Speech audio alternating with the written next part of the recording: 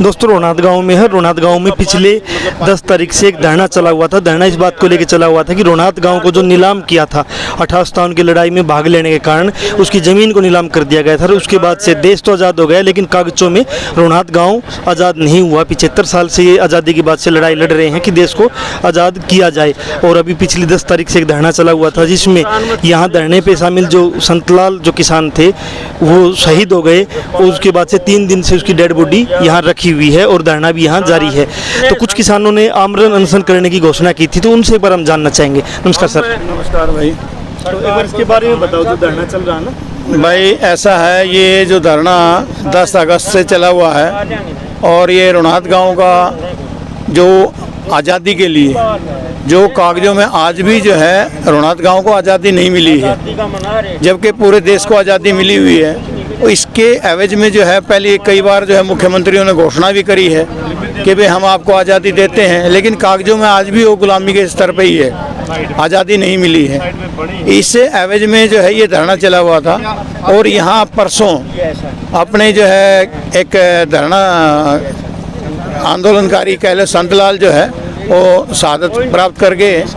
और इस एवज में आज जो है हमारे भाई कुलदीप सिंह है खरड़ के, उन्होंने एक घोषणा करी थी कि भाई मैं वहाँ अनशन पे बैठूंगा जब तक संतलाल को शहीदी का दर्जा और इसको जो है मुआवजा राशि और इसके बच्चे को जो है एक सरकारी नौकरी ना मिल जाती, तब तक इसको जो है न्याय नहीं मिलेगा, तब तक मैं जो है अनशन पे बैठूंगा।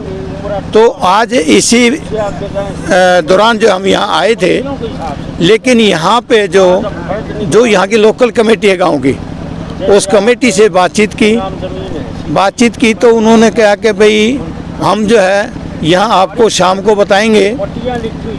कुछ लोग जो हैं 4-5 या 2-4 जो भी हैं गांव को भी जो है अनशन करना चाहते हैं इस एवज में।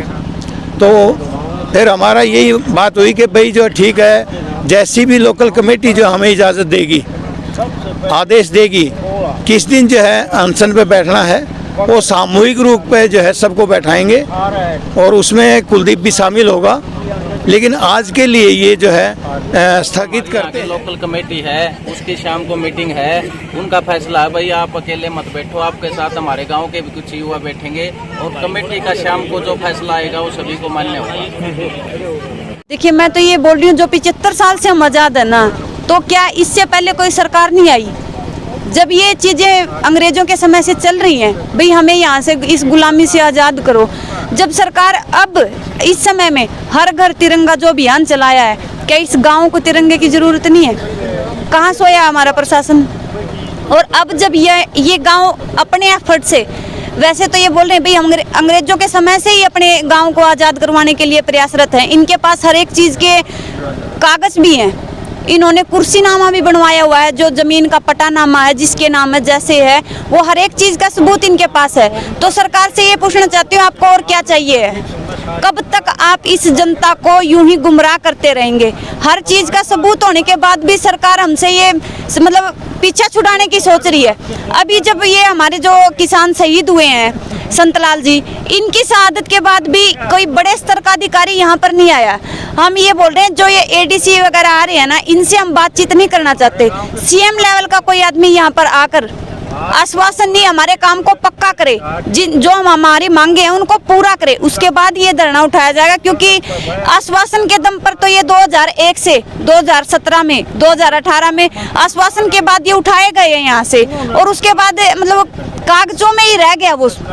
लगातार मतलब वादा खिलाफी सरकार की रही। सर, ये जो सरकार है लगातार 2018 में इन्होंने वादा किया था, ये सरकार आई थी बीजेपी, कि आपके गांव को हम आज़ाद कर रहे हैं, जो भी खानापूर्ति होगी, जो भी कागज कार्रवाई होगी वो करेंगे। तो जो लंबी मांग थी इनकी, उसके बाद ये क्यों नहीं हो पाया सब कुछ? ऐसा इस सरकार की एक नीति है भाई, कितनी भी घोषणा करो, कितनी भी घोषणा करो, ये घोषणा सब झूठी हैं, जुमलेबाजी हैं। कोई भी आज 2014 में आई दिया सरकार, इसकी एक भी घोषणा कहीं नहीं बनी है।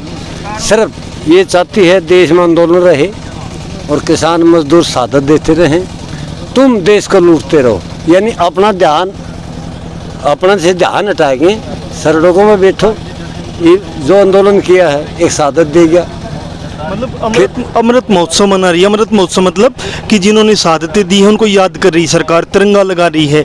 लेकिन इस गांव की जो लंबी मांग है कि हमें आज़ाद किया जाए, आज़ादी के दस्तावेज बनाए जाए, वो क्यों नहीं कर रही सरकार? देखिए, तिरंगा नीयत में खोट है या तिरंगा का जो सहारा ले रहे हैं इस सरकार ने, आप इतिहास पढ़िए, जो आरएसएस के लोग हैं, बीजेपी के लोग हैं, संघ के लोग हैं, ये तिरंगे की भाषा ही नहीं जानते।